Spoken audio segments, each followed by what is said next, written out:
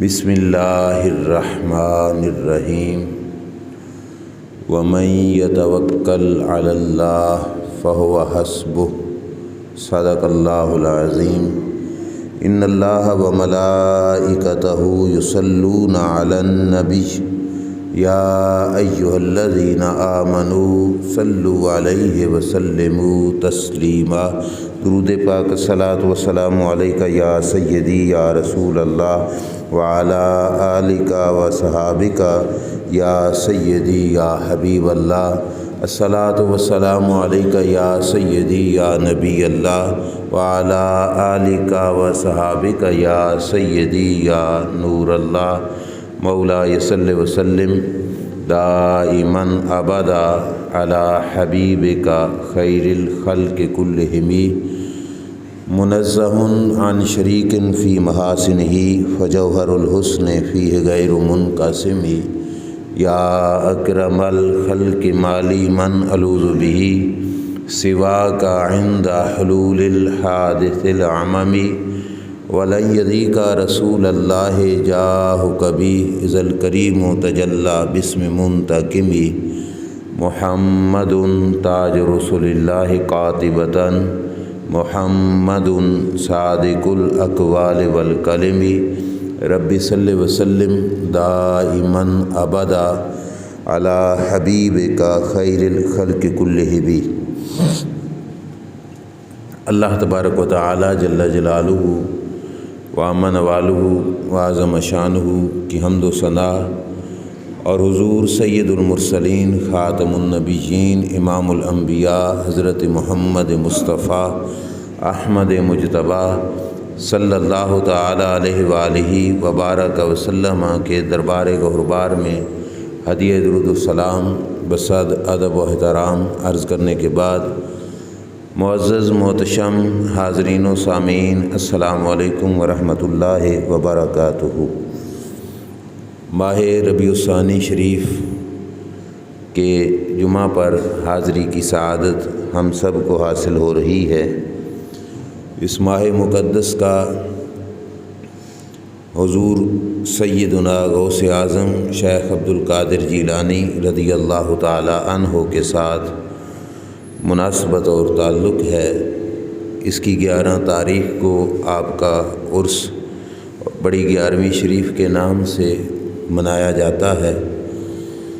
کوئی بھی ولی مقام ولایت تک تب پہنچتا ہے کہ جب وہ اللہ کی ذات پر یقین اور توکل کے معاملے میں درجہ کمال کو پہنچ جاتا ہے۔ جس وقت تک توکل اور اللہ پر بھروسے کے معاملے میں بندہ درجہ کمال کو نہیں پہنچتا تو وہ مقام ولایت تک بھی نہیں پہنچ پاتا۔ اس واسطے آج کا موضوع بھی اسی حوالے سے ہے کہ جو شخص اللہ پر بھروسہ کرتا ہے پھر اللہ ہی اس کو کافی ہو جاتا ہے۔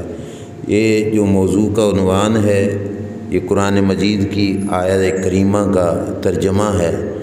اللہ نے قرآن مجید برہان رشید کے اندر ارشاد فرمایا وَمَن يَتَوَكَّلْ عَلَى اللَّهِ، جو اللہ پر بھروسہ کر لیتا ہے فَهُوَ حَسْبُهُ، پھر اللہ تبارک و تعالی اپنے اس بندے کے لیے کافی ہو جاتا ہے۔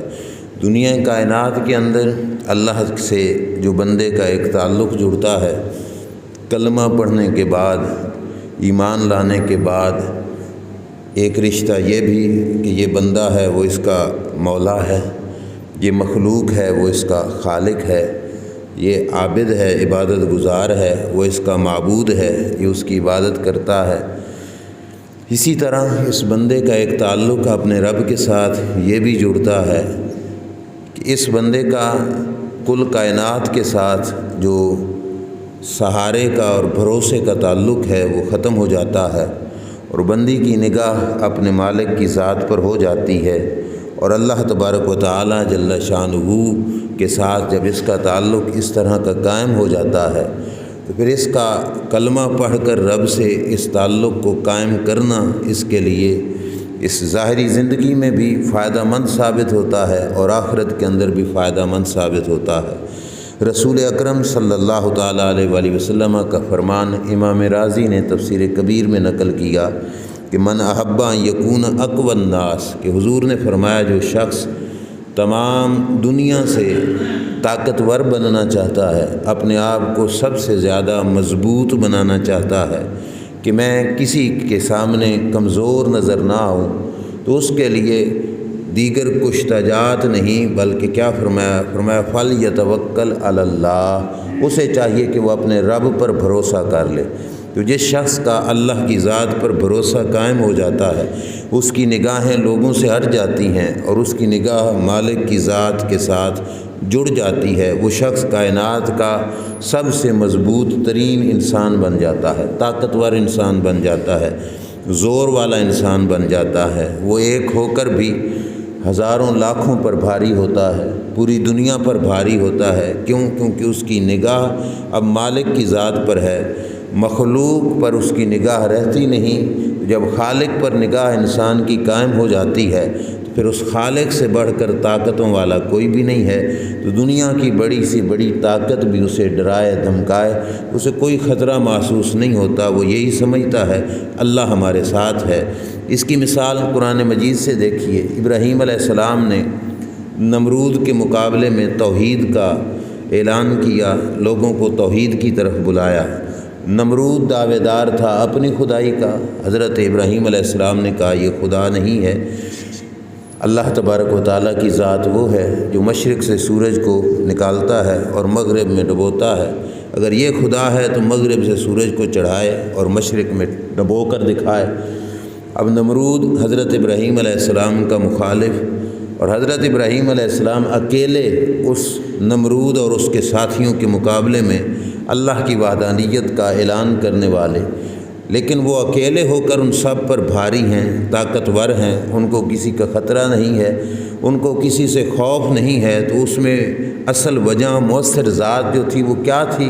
وہ یہی تھا کہ ان کا بھروسہ اللہ کی ذات پر تھا۔ وہ سمجھتے تھے کہ نمرود اپنی پوری جماعت سمیت مل کر بھی میرا کچھ بگاڑ نہیں سکتا، کیونکہ میرے ساتھ وہ ذات ہے جو اس کل کائنات کی خالق ہے، اور اس سے بڑھ کر طاقتوں والی ذات دنیا میں ہے ہی کوئی نہیں۔ اس واسطے وہ اکیلے ہو کر بھی ساری کائنات پر اپنے آپ کو طاقتور اور بھاری سمجھتے ہیں۔ دوسری مثال قرآن مجید برہان رشید سے وہ بھی لیجئے، غار ثور ہے، رسول کریم مکہ چھوڑ کر صلی اللہ تعالیٰ علیہ وآلہ وسلم مدینہ شریف کی طرف جا رہے تھے۔ صدیق اکبر رضی اللہ تعالیٰ عنہ کے ساتھ سرکار نے غار ثور کے اندر قیام کیا۔ کافر ڈھونڈتے ڈھونڈتے تلاش کرتے غار ثور کے دروازے تک جا پہنچے۔ حضرت ابوبکر صدیق اور نبی پاک علیہ السلام کی ذات اقدس غار کے اندر ہیں، اور ان کو ان کے پاؤں نظر آ رہے ہیں، پنڈلیاں نظر آ رہی ہیں، ٹانگیں نظر آ رہی ہیں۔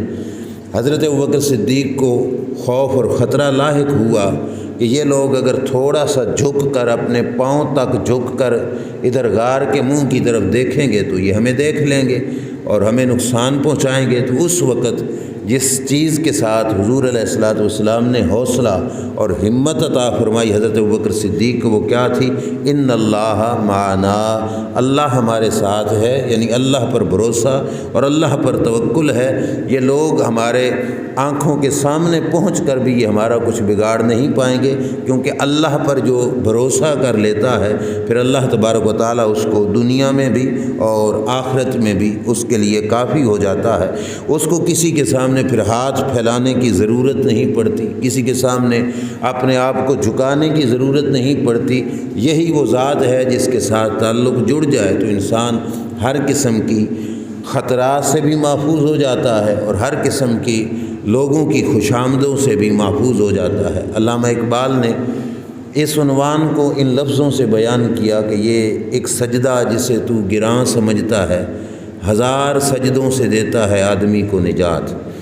کہ وہ ایک بار جو اللہ کی بارگاہ میں جھک کر رب کے ساتھ اپنے تعلق کا اظہار کر لینا، اللہ کی ذات کے ساتھ اپنی محبت اور پیار کا رشتہ سجدے کے ذریعے قائم کر لینا، یہ وہ رشتہ اور تعلق ہے کہ جس کے بعد ہزاروں سجدوں سے انسان کو نجات مل جاتی ہے، کہ پھر انسان کو کسی اور کے سامنے سر جھکانا نہیں پڑتا۔ اللہ کی ذات کے سامنے جس وقت سر جھکا لیتا ہے تو یہی ذات پھر اس کو ہر میدان کے اندر کفایت کرتی ہے۔ رسول کریم صلی اللہ تعالیٰ علیہ وسلم بیشتر مقامات پر توکل کا سبق دیتے، منبر پر بھی، مصلی پر بھی۔ اور مزے کی بات یہ ہے کہ نارمل سفر ہو رہا ہوتا، ساتھ کوئی صحابی بیٹھے ہیں، تو چلتے ہوئے جو گفتگو ہوتی، یعنی جسے ہم عام طور پر دوران سفر گپ شپ کہتے ہیں، اس گپ شپ کے عنوان میں بھی کبھی کبھی حضور علیہ الصلوۃ والسلام توکل کے موضوع پر درس اور سبق دینا شروع فرما دیتے تھے۔ حضور کے ایک صحابی ہیں، رشتے میں حضور کے کزن ہیں، نام ہے حضرت عبداللہ بن عباس رضی اللہ تعالی عنہما۔ یہ حضور کے چچا کے بیٹے ہیں، نبی اکرم صلی اللہ تعالیٰ علیہ وآلہ وسلم کے ساتھ اکٹھا سفر کر رہے ہیں، اور سفر کی صورتحال یہ ہے کہ سواری کو چلا حضور رہے ہیں، گھوڑا ہے، اونٹ ہے یا اونٹنی ہے، حضور علیہ الصلوۃ والسلام اس سواری کو چلا رہے ہیں۔ عبداللہ بن عباس حضور کے پیچھے سوار ہیں، یعنی دو آدمی ایک ہی سواری پر جا رہے ہیں۔ حضرت عبداللہ بن عباس رضی اللہ تعالی عنہما فرماتے ہیں کہ دوران سفر چلتے چلتے سرکار نے فرمایا، یا غلام انی اعلمک کلمات، اے بچے، اے چھوٹے بچے، میں تجھے چند باتیں نہ سکھا دوں سفر کے دوران ہی، جن کو تم یاد رکھو گے تمہارا فائدہ ہوگا۔ تو عبداللہ بن عباس رضی اللہ تعالیٰ عنہما فرماتے ہیں کہ رسول اکرم صلی اللہ تعالیٰ علیہ وآلہ وسلم نے مجھے جو بات سکھائی وہ کیا تھی؟ اب یہ بات بڑی پیاری ہے کہ ایک چھوٹے سے بچے کو بچپنے سے ہی آپ کا بھی حق بنتا ہے اپنی اولاد کو، اپنے رشتہ داروں کو، عزیزوں کو، اپنے شاگردوں کو، اپنے متعلقہ دوستوں کو یہ بات سکھائیں کہ جو رسول کریم صلی اللہ تعالیٰ علیہ وآلہ وسلم نے دوران سفر اپنے صحابی، اپنے غلام، اپنے مرید، اپنے شاگرد اور اپنے چچا کے بیٹے چچا زاد بھائی کو سکھائی۔ کیا فرمایا؟ فرمایا احفظ اللہ یحفظ کا۔ فرمایا اے عبداللہ بن عباس، زندگی کے ہر موڑ پر تم اللہ کی پرواہ کرو گے تو اللہ تعالیٰ ہر میدان میں تمہاری حفاظت فرمائے گا۔ اللہ کی پرواہ کرنے کا کیا مطلب؟ کہ زندگی کا کوئی بھی موڑ ہو، تمہیں یہ نہ سوچنا پڑے کہ فلاں بندہ دیکھ رہا ہے وہ کیا کہے گا، فلاں رشتہ دار دیکھ رہا ہے وہ کیا کہے گا، فلاں محلے والا دیکھ رہا ہے وہ کیا کہے گا۔ نہیں، فرمایا احفظ اللہ، زندگی کے ہر موڑ پر اللہ کا دھیان رکھنا، توجہ اللہ کی طرف رہے کہ میرا رب اس موقع پر مجھے سے کیا چاہتا ہے اور مجھے کیسا دیکھنا اللہ پسند فرماتا ہے۔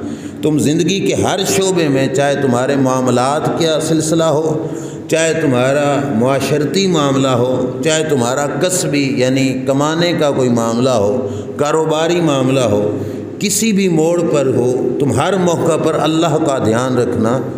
اللہ کے دھیان کا مطلب یہ ہے کہ توجہ تمہاری اللہ کی ذات کی طرف رہے، پھر کوئی موقع ایسا نہیں ہوگا کہ رب تمہاری حفاظت نہ کرے، اللہ ہر موقع پر تمہاری حفاظت فرمائے گا۔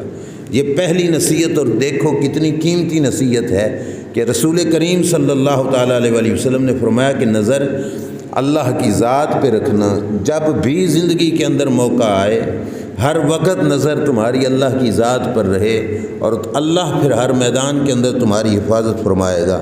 دوسرے نمبر پر سنیے، رسول کریم صلی اللہ تعالیٰ علیہ وآلہ وسلم نے فرمایا احفظ اللہ تجدہ تجاہک۔ یہ بھی بڑا پیارا معاملہ ہے۔ فرمایا جب زندگی کا کوئی بھی موقع ہو تم اللہ کو اپنے سامنے سمجھنا، اللہ کے ساتھ محبت کا، پیار کا رشتہ جوڑ کے رکھنا۔ اللہ کی حفاظت سے مراد یہ ہے کہ تم ہر موقع پر دھیان اللہ کا رکھنا، تو پھر یہ ہوگا تجدہ تجاہک، پھر اللہ کی ذات کو تم جس میدان میں بھی ہوگے اپنے سامنے پاؤ گے۔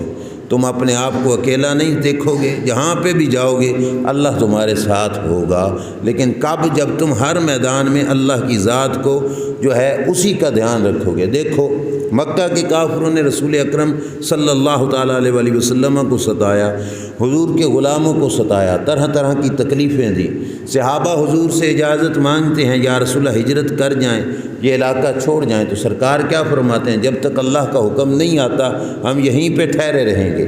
اب یہ ہے احفظ اللہ، اللہ کا دھیان رکھا کہ ہم اپنی مرضی سے نہیں، جب تک اس کی اجازت شامل حال نہیں ہوگی تب تک ہم مکہ سے جائیں گے نہیں۔ تکلیفیں برداشت کی، دکھ برداشت کیے، ظلم برداشت کیے، ان کی بربریت برداشت کی، سب کچھ برداشت کیا، صرف کس خاطر کہ دھیان رب کی ذات کی طرف ہے کہ جب اس کی اجازت آ جائے گی تب ہم مکہ چھوڑ کر جائیں گے اور جہاں وہ فرمائے گا ادھر ہی جائیں گے۔ اب اللہ کی اجازت آ گئی، اب دیکھو پھر رب نے کیسے حفاظت بھی کی اور ہر میدان میں رب ان کے ساتھ کیسے رہا کہ جس رات حضور نے مکہ چھوڑنا ہے، گھر کا گھیرا ہے، لیکن اس کے باوجود سرکار اس کافروں کے گھیرے سے نکلتے ہیں۔ اللہ کی کرم نوازی یہ ہوتی ہے کہ کسی کو نظر بھی نہیں آتا کہ ہمارے درمیان سے نکل کر حضور جا رہے ہیں، یہ بھی اللہ کی حفاظت ہے۔ پھر راستے کے معاملات کے اندر وہ معجزہ کے طور پر بیان کیا جاتا ہے، حضرت ام معبد کی بکری کہ صدیق اکبر آپ کے ساتھیوں کو بھوک پیاس لگ گئی، پاس تھا کچھ نہیں، حضرت ام معبد کی بکری کے صرف پشت پر حضور ہاتھ پھیرتے ہیں، دودھ دینے لگ جاتی ہے۔ یہ اللہ کی مدد شامل حال ہے، کیوں کہ احفظ اللہ والا معاملہ کہ اللہ کی حفاظت، کہ اللہ کی ذات کی طرف دھیان رکھا تو اللہ نے اس میدان میں بھی رسول کریم صلی اللہ علیہ وسلم پر کرم نوازی فرمائی۔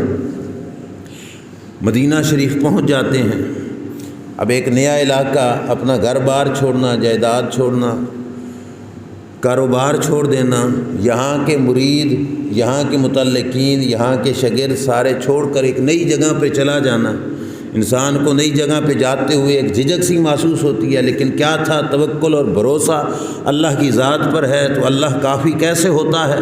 مدینہ شریف انٹری ہو رہی ہے، مدینہ میں جتنے مرید تھے حضور کے تعلق والے سارے کہتے ہیں ہمارے گھر آؤ، ہمارے گھر آؤ، ہمارے مہمان بنو، اور سرکار فرماتے ہیں میری سواری کی رسیاں چھوڑ دو، جہاں اللہ کا حکم ہوگا یہ وہاں بیٹھ جائے گی اور وہی ہمارا ڈیرا ہوگا، وہی ٹھہرنے کی جگہ ہوگی۔ اب وہاں پر اللہ نے رہائش کا بھی بندوبست کیا، ان کے کھانے پینے کا بھی بندوبست کیا۔ جو مہاجر مکہ سے ہجرت کر کے مدینہ جا رہے ہیں، سارے اسباب اللہ کریم نے ان کو عطا فرمائے۔ یہ کیا تھا؟ یہ احفظ اللہ، اللہ کی حفاظت، اور پھر اللہ نے جو وعدہ دیا تھا کہ پھر جب تم میرا دھیان رکھو گے میں تمہاری حفاظت بھی کروں گا اور ہر میدان میں تم میری مدد کو اپنے ساتھ شامل حال اپنی آنکھوں سے دیکھو گے بھی صحیح۔ وہ نظر آئی۔ پھر 2 سال بعد یہاں کے دشمن حملہ آور ہوتے ہیں، بدر کا میدان سجتا ہے، 313 لے کر حضور اللہ کی حکم سے ان کے مقابلے میں چلے گئے، اور 313 کو اللہ نے غلبہ دیا۔ یہ بھی کیا تھا کہ جو بھروسہ کرتا ہے اللہ پر، اللہ اس کے لیے کافی ہو جاتا۔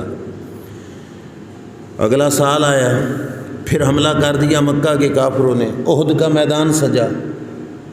آج معاملہ کچھ اور ہو گیا، 70 مسلمان شہید ہو گئے، 70 صحابہ حضور کے شہید ہو گئے، کئی صحابہ زخمی ہو گئے، سرکار خود زخمی ہوئے، خون مبارک بہا، زخموں سے چور حضرات صحابہ جنگ کے میدان سے واپس، لاشیں اٹھائی ہوئی ہیں، ہر گھر میں فوت کی ہے، ہر گھر کا کوئی نہ کوئی رشتہ دار عزیز فوت ہو چکا ہے، شہید ہو چکا ہے۔ یہ پریشانی کا عالم بھی ہے، اپنے زخم اپنے جسم پر، بدن پر بھی جگہ جگہ پہ زخم ہیں۔ اب یہ معاملہ دیکھنا توکل علی اللہ کا، ادھر صحابہ گھر پہنچتے ہیں، زخموں سے چور ہیں، ادھر کافروں کا لشکر مدینہ سے واپس جا رہا ہے 70 مسلمانوں کو شہید کر کے۔ تو راستے کے اندر ان کافروں کے ذہن میں ایک بات آتی ہے کہ آج تو مسلمان ہمارے ہتھے چڑھ گئے تھے اور ہمارے ہاتھوں سے مارے جا رہے تھے اور ہم ان کو قتل کر رہے تھے، شہید کر رہے تھے، ہم میدان چھوڑ کے آ گئے، ہم نے تو بڑا غلط کیا۔ آج تو وہ پسپائی کا، کمزوری کا نشان بنے ہوئے تھے، کیوں آج نہ ہم سارے کے سارے مسلمانوں کا ملیہ میٹ کر کے آ جائیں، ان کو نیست و نابود کر کے آ جائیں۔ ہم میدان چھوڑ کے واپس مکہ کیوں جا رہے ہیں؟ لہذا واپس پلٹتے ہیں اور مسلمانوں پر دوبارہ سے حملہ آور ہو کر جتنے ہیں ساروں کو ختم کر کے آتے ہیں، صرف 70 ہی کیوں؟ مقام روحا پر کافروں کے لشکر کے سردار اس وقت ابو سفیان تھے، یہ بعد میں مسلمان ہوئے، ان کے دل میں یہ بات آئی۔ اب بات کو بڑے دھیان سے سننا، انہوں نے وہاں سے ارادہ بنایا کہ ہم واپس پلٹ کر جاتے ہیں اور مسلمانوں پر حملہ آور ہوتے ہیں۔ اب یہ بات رب تو دیکھ بھی رہا ہے، سن بھی رہا ہے، اللہ کے علم میں ہے کہ کافر کیا ارادہ کر رہے ہیں، اللہ کے علم میں ہے کہ کافر کس مقصد کے لیے واپس پلٹ کر آنا چاہتے ہیں۔ اب کافروں نے جب یہ ارادہ کیا، ادھر اللہ نے جبریل بھیجا حضور علیہ الصلوۃ والسلام کی طرف کہ اے محبوب صلی اللہ علیہ وسلم چلو دوبارہ ایک اور جنگ کی خاطر تیاری کرو، ان غلاموں کو ساتھ لو اور ایک نیا میدان سجاؤ۔ اور ساتھ اللہ نے یہ حکم دے دیا کہ اس اگلے موقع پر انہی کو ساتھ لے جاؤ جو احد میں تمہارے ساتھ تھے، مطلب جو زخمی ہیں، جو تھکے ہوئے ہیں، جن کے بدن پہ خون ہے، جن کے گھروں میں موت واقع ہو چکی ہے، انہی لوگوں کو ساتھ لو اور اگلی جنگ کے لیے چل پڑو۔ اب حضور نے آرڈر سنایا، یہ ہے واضح نمونہ وَمَن يَتَوَكَّلْ عَلَى اللَّهِ کا کہ اللہ کی ذات پر بھروسہ کس طرح کیا جاتا ہے۔ سرکار نے اعلان کیا بھئی چلو ایک اور جنگ کے لیے نکلنا ہے، اللہ کا حکم آ گیا ہے اور اللہ چاہتا ہے تم نکلو۔ صحابہ کی لسٹ میں سے کوئی ایک بندہ بھی ایسا نہیں کہ جس نے کہا یا رسول اللہ مجھے رخصت دیجئے، میں تھکا ہوں، میں زخمی ہوں، میرا بدن چور ہو چکا ہے، مجھے اجازت دو، میں نہیں آ سکتا۔ کسی ایک نے بھی رخصت کی درخواست نہیں کی۔ سارے حضرات تیار ہو کر حضور علیہ الصلوۃ والسلام کے ساتھ چل پڑے۔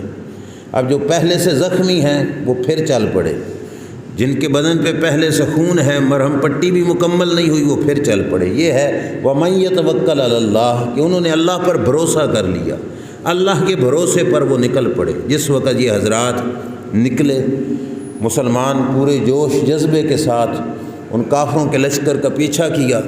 ادھر ابو سفیان اور دیگر کافر یہ سوچ رہے تھے کہ ہم حملہ کریں اور ان کو نیست و نابود کر کے آئیں، وہ تو بڑے کمزور ہیں۔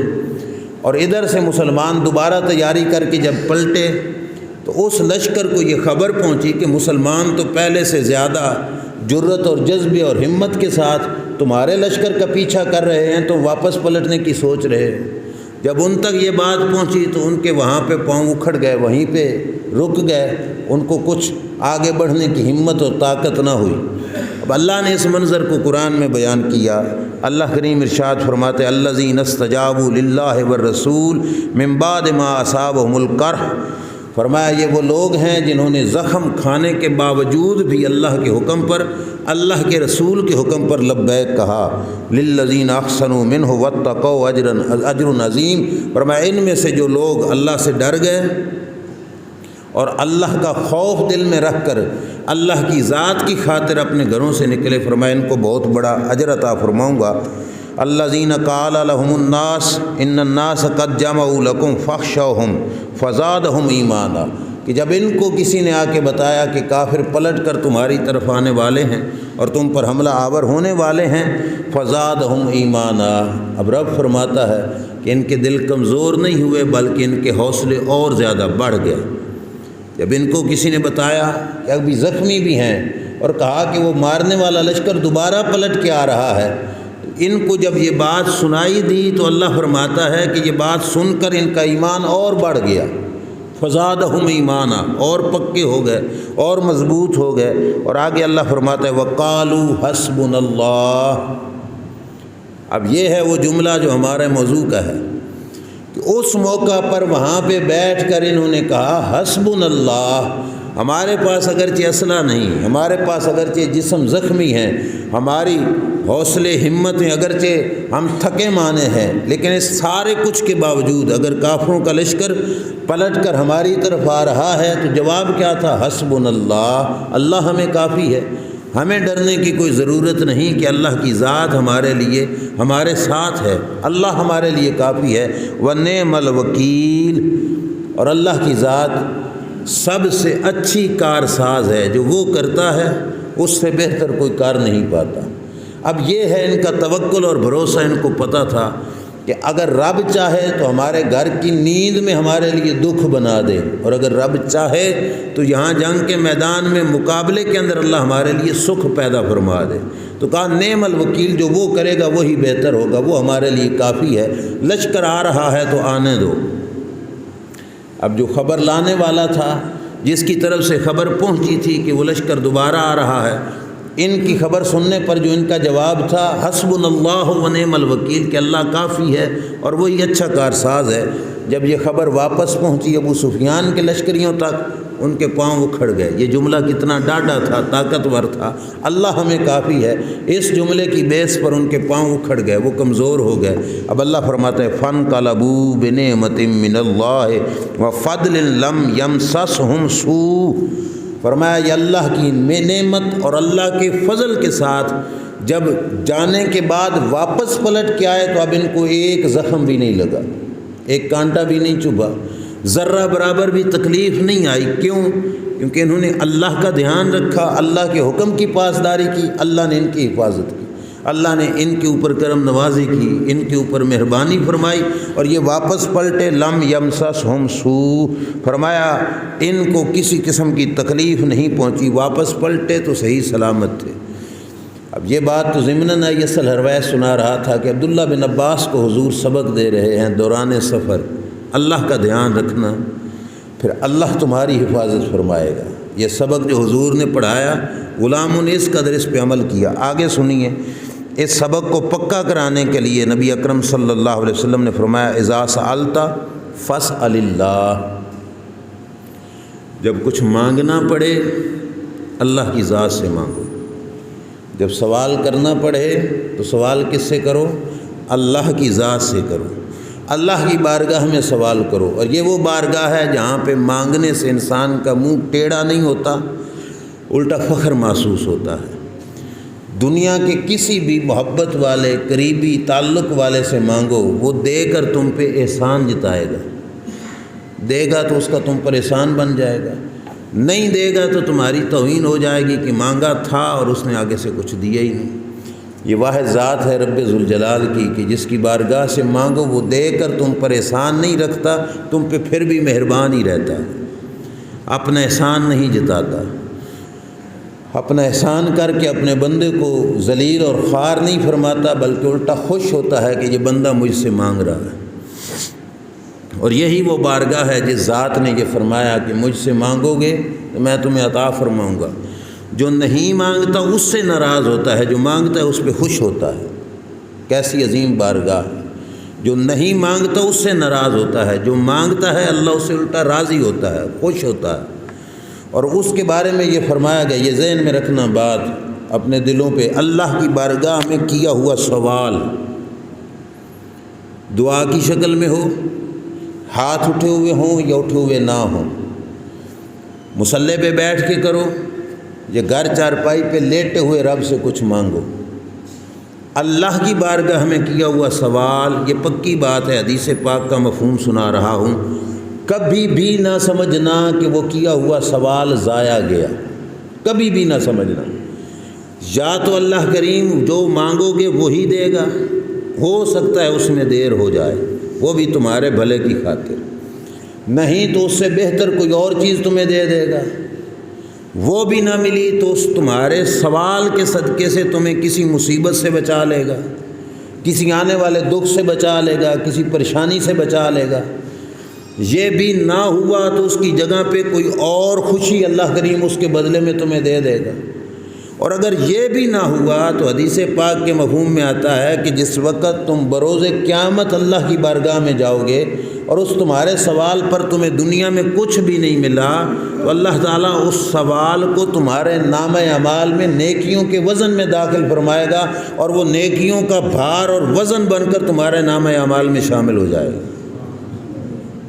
اور قیامت کے دن یہ بات بھی ذہن میں رکھنا ہے، قیامت کے دن جو تمہارا کیا ہوا سوال دنیا میں پورا نہیں ہوا، اس پورے نہ ہونے والے سوال پر جو رب کی طرف سے جو کچھ ملنا ہے نا انعام، وہ انعام جس وقت تم دیکھو گے تو اس وقت یہ بندہ حسرت کرے گا، انسان کے دل میں یہ خواہش پیدا ہوگی کہ کاش میری کوئی بھی عرضی قبول نہ ہوئی ہوتی۔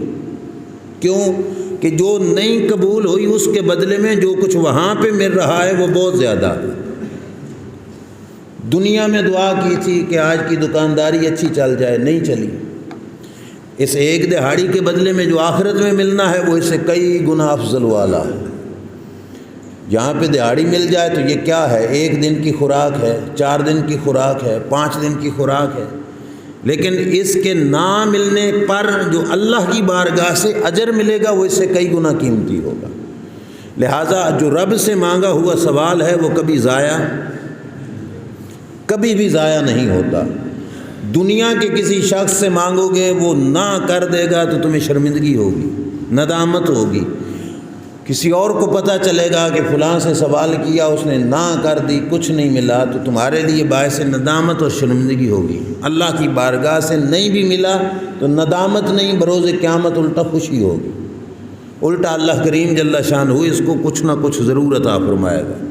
تو پھر یہ سبق حضور نے عبداللہ بن عباس کو پڑھایا، فرمایا فاسأل اللہ، جب سوال کرنا ہو اللہ کی بارگاہ سے سوال کرو، اللہ سے ہی مانگو، اللہ کی بارگاہ میں اپنی عرضی پیش کرو۔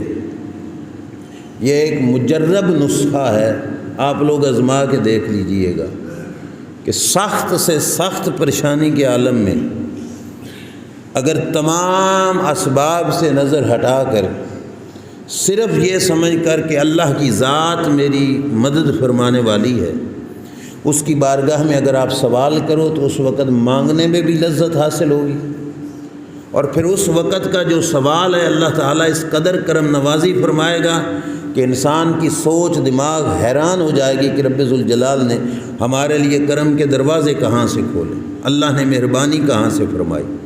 لہذا یہ بہت قیمتی نسخہ ہے کہ جب کسی کی زندگی میں ایسا کچھ بن پائے تو وہ بارگاہ رب العزت میں سوال کرے، اللہ کی بارگاہ میں عرضی کرے گا، اللہ کریم ضرور کرم نوازی فرمائے گا۔ 1400 سال پرانی نہیں، میں چند سال پرانی بات آپ کے سامنے عرض کرتا ہوں۔ جس شخص کی ہے وہ ابھی بھی زندہ ہے اور مجھے اس نے فیس ٹو فیس بتائی۔ ایک جگہ مسجد میں ہم گئے تو وہاں جو مسجد کے امام صاحب تھے، ان کا چھوٹا سا بیٹا، انہوں نے مجھ سے ملاقات کرائی، ملا تو مجھ سے وہ کہنے لگے کہ علامہ صاحب یہ جو بچہ ہے یہ اللہ کی قدرت کا ایک کرشمہ ہے، اس کی ولادت بڑی عجیب انداز میں ہوئی۔ میں نے پوچھا کیسے؟ تو انہوں نے بتایا کہ جب یہ پیدا ہونے والے تھا اس کی والدہ تکلیف سے تھی، تو ہم نے دائی کو بلوایا تو دائی نے ہمیں کہا کہ بڑے آپریشن کے ساتھ بچے کی ولادت ہوگی، بغیر آپریشن کے بچے کی ولادت نہیں ہو سکتی، لہٰذا خاتون کو ہسپتال لے جاؤ۔ اب وہ شخص مجھ سے کہتا ہے کہ جس وقت ہمیں یہ کہا گیا کہ اس کو ہسپتال لے جاؤ اور بڑا آپریشن ہوگا، تو کہتا ہے گھر سے ہسپتال تک جانے کے لیے رکشے کا کرایہ بھی نہیں تھا میرے پاس، ہسپتال کا خرچ اور پھر آپریشن کا خرچ وہ الگ بات ہے۔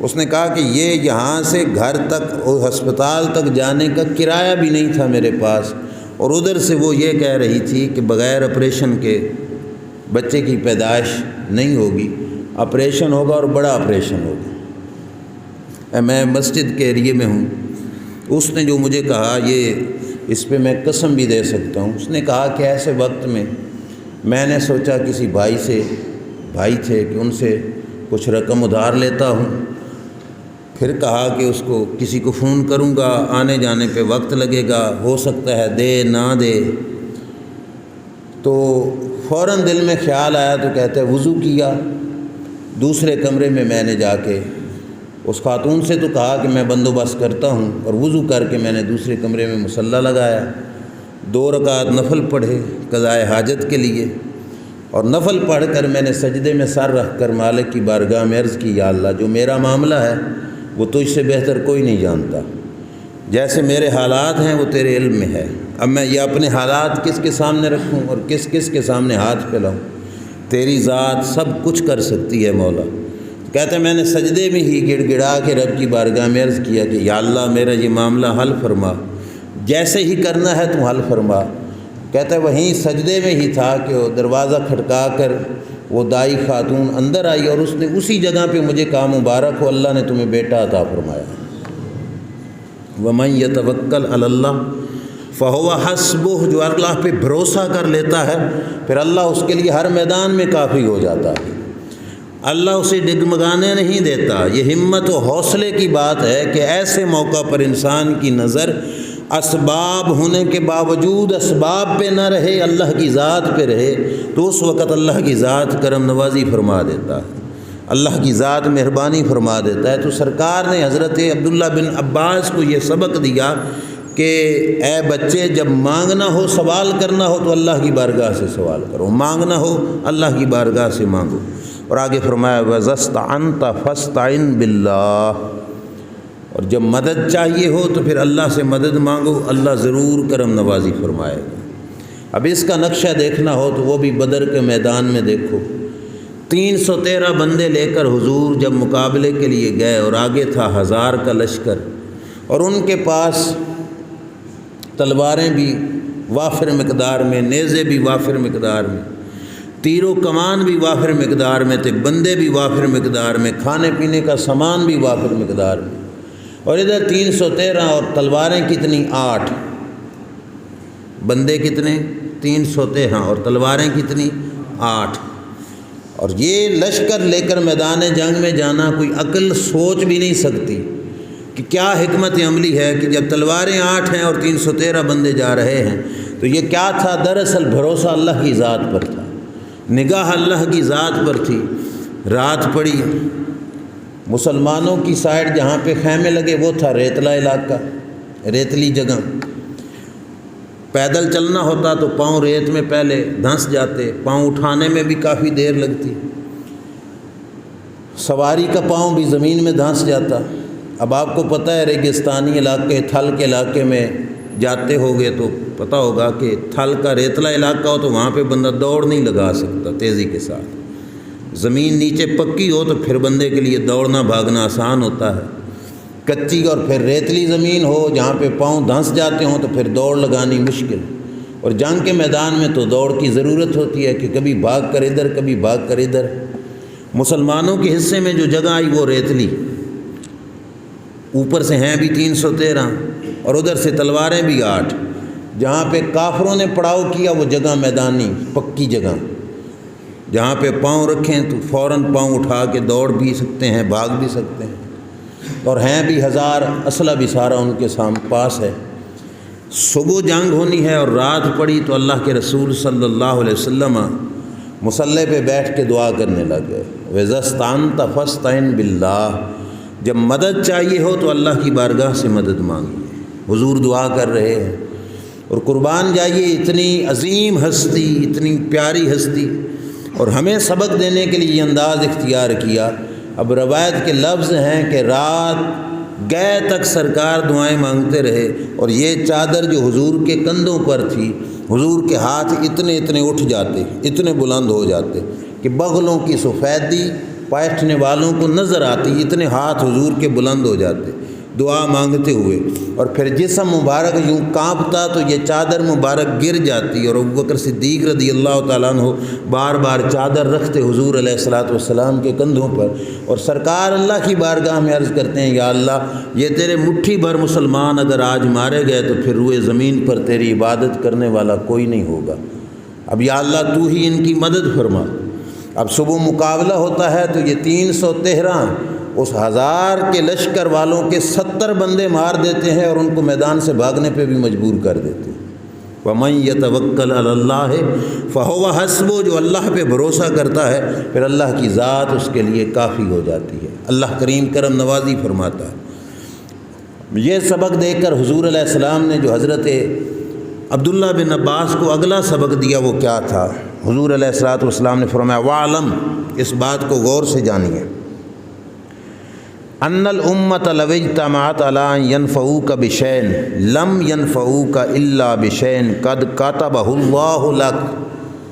فرمایا عبداللہ بن عباس اس بات کو دل پہ لکھ لیجئے کہ اگر سارا جہان مل کر، ساری دنیا تیرے فالورز ہوں، تیرے محبت کرنے والے ہوں، تیرے کارکن بن جائیں، تیرے ساتھ جڑے ہوئے ہوں، تیرے کندھے سے کندھا جوڑ کے کھڑے ہو جائیں، اور ان کا مقصد ہو تمہاری مدد کرنا، تمہیں فائدہ پہنچانا، تمہیں نفع دینا، تو حضور نے فرمایا یہ بات دل پہ لکھ لو کہ وہ تمہیں اس وقت تک نفع نہیں پہنچا سکتے جب تک نفع اللہ نے تمہاری قسمت میں لکھا نہ ہو۔ جو تمہاری قسمت کا لکھا ہوا نفع ہے وہی تمہیں ملے گا، لوگوں کی کثرت کی وجہ سے تمہیں کوئی فائدہ نہیں پہنچے گا۔ لم ینفعوک، تجھے کوئی نفع نہیں پہنچا سکیں گے، بے شیء، کسی بھی شے کا، الا بشین قد کتبہ اللہ لک، ہاں وہی نفع پہنچے گا جو اللہ نے تمہارے مقدر میں لکھ دیا ہے تقدیر کے اندر۔ اب لوگوں کی کثرت پر اپنے آپ کو یہ نہ سمجھنا کہ میں طاقتور ہوں۔ اور آگے کیا فرمایا؟ اس کے بعد حضور علیہ السلام نے فرمایا وَلَوِ اجْتَمَعُوا عَلَىٰ أَن يَضُرُّوكَ بِشَيْءٍ لَمْ يَضُرُّوكَ إِلَّا بِشَيْءٍ قَدْ كَتَبَهُ اللَّهُ عَلَيْكَ۔ فرمایا اگر جہان دنیا سارے کے سارے لوگ مل کر یہ کوشش کریں کہ تیرا کوئی نقصان کریں، تجھے ضرر پہنچائیں، تیرا نقصان کر لیں، تجھے ذلیل کر لیں، تجھے خوار کر لیں، فرمایا یہ عقیدہ رکھ، ایمان رکھ کہ سارا جہان تجھے ضرر پہنچانے کے پیچھے ہو، ذرہ برابر بھی تیرا نقصان نہیں کر سکیں گے جب تک رب نہیں چاہے۔ جب تک اللہ کی تقدیر میں جو تیرا نقصان نہیں ہوگا اس وقت تک تجھے کوئی نقصان نہیں پہنچا سکے گا۔ یہ ہے وہ طاقت جو اللہ کریم نے ایک سچے مسلمان کو عطا فرمائی ہے۔ اور یہ طاقت اگر آپ ایمان کی نگاہوں سے اپنے سینے میں جھانک کر دیکھو تو یہ طاقت ایٹم بم میں بھی نہیں جو اللہ کریم نے اس عقیدے اور نظریے کے ساتھ مسلمان بندے کو عطا فرمائی کہ مسلمان کی سوچ یہ ہو کہ یہ کل کائنات مل کر مجھے کچھ تکلیف دینا چاہیں، جب تک رب نہیں چاہے گا میرا کچھ بگاڑ نہیں سکیں گے، میرا بال بھی ٹیڑھا نہیں کر پائیں گے جب تک رب نہیں چاہے گا، اور مجھے ذرہ برابر بھی فائدہ نہیں پہنچا سکیں گے جب تک رب کی اجازت شامل حال نہیں ہوگی، جب تک تقدیر کا لکھا ہوا اس کے اندر میرا نفع نہیں لکھا ہوا ہوگا تب تک میرے مقدر میں کوئی فائدہ نہیں پہنچا سکیں گے۔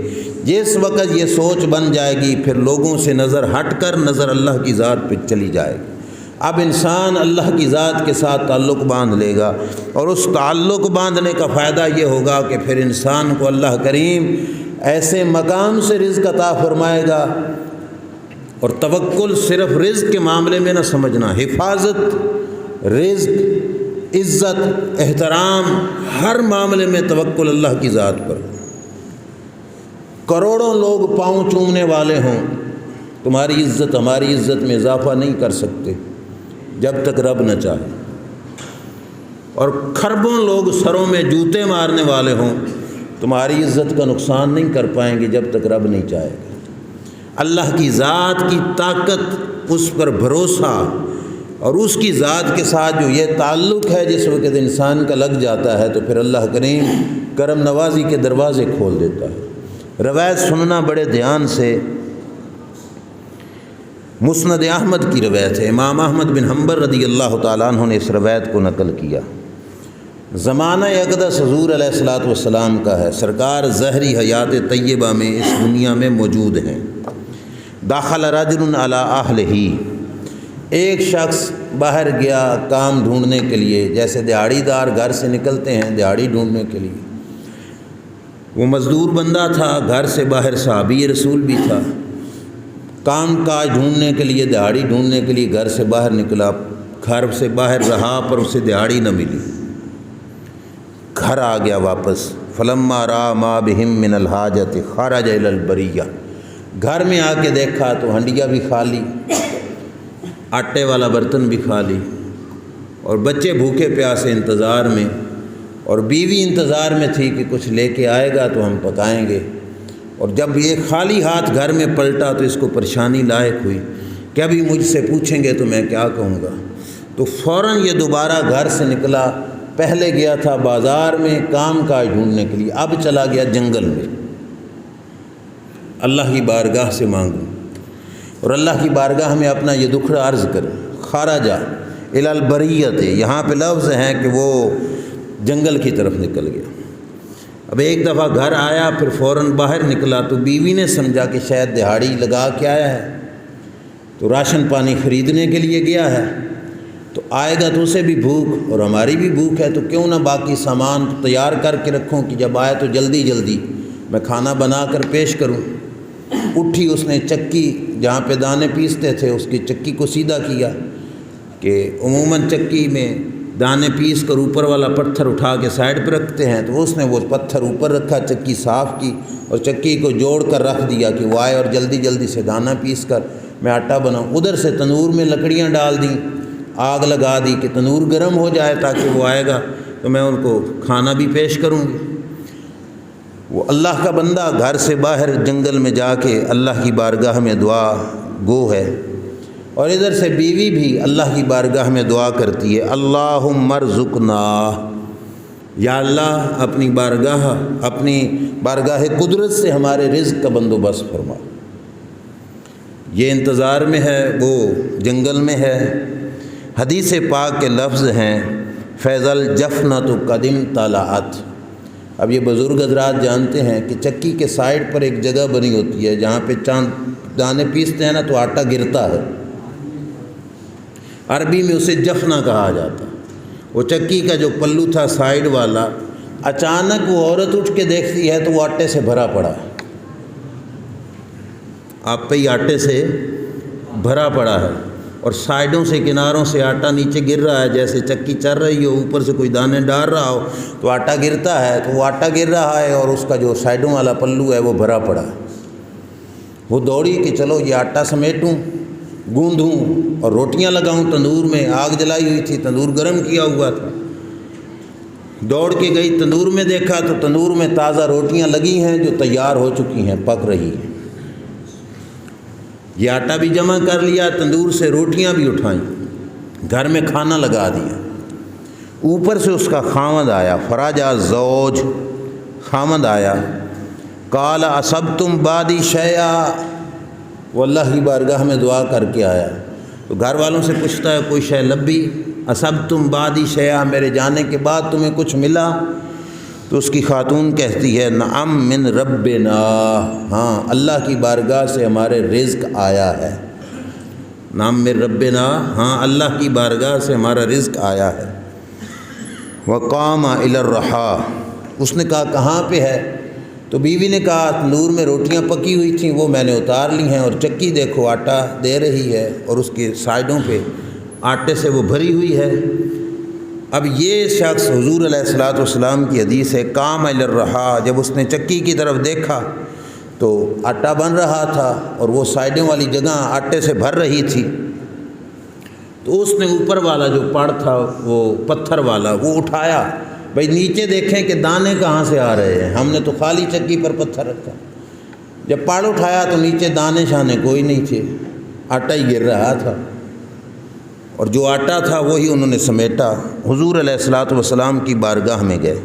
یا رسول اللہ صلی اللہ علیہ وسلم، کل دیہڑی نہیں لگی، اللہ کی بارگاہ میں دعا کی تو ہماری چکی یوں آٹا دینے لگ گئی، تندور میں روٹیاں آ گئیں، اور میں نے چکی کا پتھر اٹھا کے دیکھا تو نیچے دانے شانے کوئی نہیں تھے۔ اب حضور کا جواب سنو، یہ بات دل پہ لکھ کے لے جانا۔ رسول اکرم صلی اللہ تعالیٰ علیہ وآلہ وسلم کو جب یہ بات انہوں نے بتائی تو حضور نے فرمایا اما انہو لو لم یرفعها لم تزل تدور الی یوم القیامہ، فرمایا یہ تمہاری قسمت کہ تم نے وہ پتھر اٹھا دیا، اگر وہ پتھر تم نہ اٹھاتے تو قیامت تک یہ چکی آٹا دیتی رہتی، اگر تم وہ پتھر نہ اٹھاتے تو وہ چکی قیامت تک آٹا دیتی رہتی اور میری امت کے لوگ اس آٹے سے روٹیاں بنا کے کھاتے۔ اب حکمت کیا تھی کہ وہ اس جوڑے کا بھروسہ، دو میاں بیوی، ان کا اللہ کی ذات پر بھروسہ، اور اس بھروسے کی برکت سرکار بتا رہے تھے کہ وہ برکت خالی تیرے گھر کی روٹیاں نہ پوریاں کرتی، وہ اللہ پہ بھروسے کی اتنی برکت تھی کہ اگر تم چکی اٹھا کر اللہ کے جو پوشیدہ معاملات ہیں ان کو دیکھنے کی کوشش نہ کرتے کہ رب وہ کہاں سے آٹے کا بندوبست فرما رہا ہے، تو ان پوشیدہ معاملات میں نظر نہ ڈالتے تو وہ چکی تمہیں قیامت تک آٹا فراہم کرتی رہتی۔ یہ حدیث پاک ہے، مسند احمد کی ہے، مشکوٰۃ شریف میں بھی موجود ہے۔ یہ خالی کہانی نہیں، سرکار فرماتے ہیں تدور الی لم تزل تدور، لم تزل تدور کا مطلب ہے ہمیشہ وہ چکی گھومتی رہتی اور آٹا دیتی رہتی الی یوم القیامہ، قیامت کے دن تک۔ اب آپ مجھے بتاؤ کہ دو بندے میاں بیوی اس جوڑے کا اللہ پہ بھروسہ اور اس کی اتنی برکت کہ اس چکی کا آٹا حضور فرماتے ہیں قیامت تک ختم نہ ہوتا۔ ہم اللہ پہ اگر بھروسہ کر لیں، ان دو بندوں کے بھروسے کا فائدہ قیامت تک والوں کو بھی پہنچ سکتا تھا۔ تو ہمارے گھر کا بندوبست بھی اللہ کریم جل شانہ ایک فیملی کا بندوبست تو لازمی ہو ہی جائے گا۔ ہمارے اندر کمزوری یہی ہے کہ ہم نے اسباب پر نظر ٹکا کے رکھی ہوئی ہے، اور ہم سمجھتے ہیں کہ اصل مؤثر ذات یہ سبب کی ہی ہے۔ یہ بات ذہن میں رکھنا، ہر کام کے لیے اللہ نے دنیا میں سبب ضرور بنائے۔ یہ گرمی کا موسم اور گرمی فراہم کرنے کے لیے سورج ہے، موسم سرما اس میں سردی آتی ہے، لیکن یہ دونوں چیزیں پیدا کرنے والی ذات کون سی ہے؟ اللہ جل شانہ۔ وہ چاہے تو جولائی کے مہینے میں سردی کا موسم پیدا کر دے اور چولہے جلا کے بیٹھنا پڑے۔ ابھی اکتوبر آدھا گزر چکا ہے اور پنکھوں کے بغیر گزارا نہیں، یہ اس کی مرضی ہے کہ وہ بتاتا ہے کہ یہ گرمی اور سردی پیدا کرنے والی ذات میری ہے۔ اسباب فقط سبب سمجھو ان کو، سبب کے نہ ہوتے ہوئے خالق پہ نظر جائے یہ تو آسان ہے، مزہ تب ہے جب سبب بھی ہو اور سبب کے ہوتے ہوئے نظر سبب پہ نہ رہے، اس سبب کے خالق پہ نظر رہے، اور انسان کے دل میں عقیدہ ایمان کی پختگی یہی ہو کہ اس سبب سے نہیں کچھ ہونا، جو کچھ کرے گا وہ اللہ کی ذات ہی کرے گا۔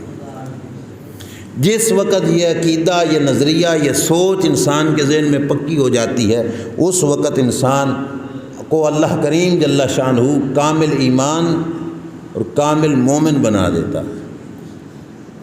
بس 2 منٹ میں ایک بات کا اشارہ دے کر بات کو ختم کرتا ہوں۔ موسیٰ علیہ السلام کی جس وقت ولادت ہوئی، فرعون نے آرڈر کیا ہوا تھا کہ جو بچہ پیدا اسے ذبح کر دو۔ فرعون کے بندے ہاتھوں میں چھرے لے کر گلیوں میں پھرتے، جس گھر سے پتہ چلتا کہ اس گھر میں بچہ پیدا ہوا ہے جاتے اور اس کی گردن اتار دیتے۔ موسیٰ علیہ السلام کی اماں جی کے ہاں بیٹے کی ولادت ہوئی، موسیٰ علیہ السلام کو گود میں رکھ کے پریشان بیٹھی ہیں کہ اگر فرعون کے کارندوں کو پتہ چلا تو وہ میرے بچے کو ذبح کر دیں گے۔ اب اس وقت یہ خاتون اللہ کے نبی کی والدہ، ان کے دل میں پریشانی آئی تو اللہ فرماتا ہے وَأَوْحَيْنَا إِلَىٰ أُمِّ مُوسَىٰ، ہم نے موسیٰ علیہ السلام کی والدہ کی طرف یہ پیغام بھیجا، یعنی ان کے دل میں یہ بات ڈالی کہ کیا کرو، اپنے بچے کو دودھ پلاؤ اور اس بچے کو لکڑی کے صندوق میں ڈال کے دریا میں پھینک دو۔ سمجھ آ رہی ہے؟ خطرہ کس کا ہے کہ چھری نہ پھیر دیں، اور حکم کیا آ گیا کہ دودھ پلا کر صندوق میں ڈال کر دریا میں پھینک کے آ جاؤ۔ اب چند گھنٹوں کا بچہ اور اسے دریا میں پھینک کے آ جاؤ تو اس کے بچنے کی کوئی امید؟ پل سے دریا تک پھینکو گے تو اس کے جاتے جاتے ہی شاید بچے کی روح چلی جائے۔ ہمارے جیسی سوچ ہوتی تو ہم کہتے کہ عجیب بات ہے، عجیب حفاظت ہے اللہ کی طرف سے کہ دریا میں پھینک دوں، پر وہ اللہ کی کامل بندی، اللہ کی ذات پر عقیدہ بھروسہ رکھنے والی، صندوق لیا، صندوق میں ڈالا موسیٰ علیہ السلام کو اور دریا میں پھینک کے آ گئے۔ اللہ نے ساتھ وعدہ دیا اِنَّا رَادُّوهُ إِلَيْكَ وَجَاعِلُوهُ مِنَ الْمُرْسَلِينَ، اس بچے کو فرعون ذبح نہیں کر پائے گا، یہ بچہ واپس پھیر کر میں تیری گودی تک بھی پہنچاؤں گا اور اس بچے کو میں اپنا رسول بھی بناؤں گا۔ وَجَاعِلُوهُ مِنَ الْمُرْسَلِينَ، عقیدہ، یقین اور بھروسہ پکا کرتے ہوئے صندوق میں ڈال کے پھینک دیا۔ صندوق ہتھے چڑھ گیا فرعون کے، فرعون نے کھولا تو بچہ، فرعون نے سوچا اسے ذبح کریں۔ گھر والی بولی آسیہ، اس نے کہا تجھے کیا پڑی، یہ پتہ نہیں کس نگری سے، کس ملک سے، کہاں سے آ رہا ہے، یہ کوئی تیرے ملک کا بچہ ہے کہ تم نے ذبح کرنا ہے، چھوڑو، ہماری اولاد نہیں، ہم اسے بیٹا بنائیں گے، اللہ اس سے ہمیں نفع دے گا، لہذا اس کو ذبح نہ کرو۔ فرعون مان گیا، اس کی اولاد نہیں تھی۔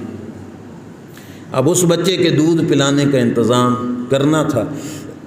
علاقے کی دائیوں کو بلایا گیا، جس دائی نے بھی گودی میں بٹھایا، لٹایا، دودھ پلانا چاہا۔ اللہ نے موسیٰ علیہ السلام کو منع کر دیا کسی خاتون کا دودھ نہیں پینا، دودھ نہیں پی رہے۔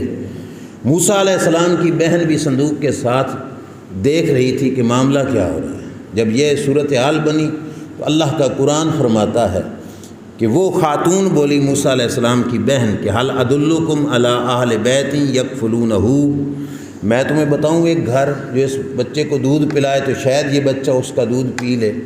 فرعون نے کہا بتاؤ۔ موسیٰ علیہ السلام کی بہن گئی اپنی والدہ کو بلا کے لے. اب موسیٰ علیہ السلام کی امی نے اپنے بچے کو گودی میں لیا، دودھ پلانا چاہا تو حضرت موسیٰ علیہ السلام نے دودھ پی لیا. جب موسیٰ علیہ السلام نے دودھ پیا تو فرعون نے کہا کہ ان کو دودھ پلاؤ، ہم تمہیں ماہانہ تنخواہ دیں گے، وظیفہ دیں گے کہ تم ہمارے بچے کو دودھ پلاؤ. اب یہ ہے قدرت کا کرشمہ. اور جب بھروسہ رب کی ذات پر ہو اور پتہ ہو کہ فہو حسبہ وہی کافی ہے، تو پھر بندہ نخرے بھی کرے تو پھر بندے کو جچتے ہیں. اب اس خاتون نے آگے سے یہ کہا کہ میں مصروف ترین عورت ہوں، میں روزانہ آؤں، دودھ پلاؤں، پھر جاؤں، یہ بندوبست تو مجھ سے نہیں ہو سکتا. اگر بچے کو دودھ پلانا ہے، بچہ میرے گھر بھیج دو، میں وہیں پہ دودھ پلاتی رہوں. فرعون نے کہا لے جاؤ. موسیٰ علیہ السلام کی والدہ اپنے بیٹے کو اپنی گودی میں لے کر اپنے گھر میں لے کے آئیں، اور یہ ہے بے نیاز کی بے نیازی کہ دودھ اپنے بیٹے کو پلا رہی ہیں اور خرچہ اور تنخواہ فرعون کے گھر سے آ رہا. اور وعدہ خداوندی پورا ہوا کہ انا رادوہ الیک وجاعلوہ من المرسلین، کہ میں پلٹا کر تیری گودی تک لے آؤں گا اور اسے اللہ کا اپنا رسول بناؤں گا. سارے کی ساری گفتگو کا نتیجہ وہی آیت کہ وَمَن يَتَوَكَّلْ عَلَى اللَّهِ فَهُوَ حَسْبُهُ، جو رب پہ بھروسہ کر لیتا ہے پھر اللہ تعالیٰ اسے کسی میدان میں ڈگمگانے نہیں دیتا، اللہ اس کے لیے کافی ہو جاتا ہے. انسان کی سوچ اس مقام پہ رک جاتی ہے جتنی کرم نوازی اس بندے پر اللہ تعالیٰ جل شانہ کی ہوتی ہے. اللہ کی بارگاہ میں دعا ہے رب ذوالجلال ہمیں اپنی ذات پر بھروسہ اور توکل کرنے کی توفیق عطا فرمائے. وآخر دعوانا الحمدللہ رب العالمین.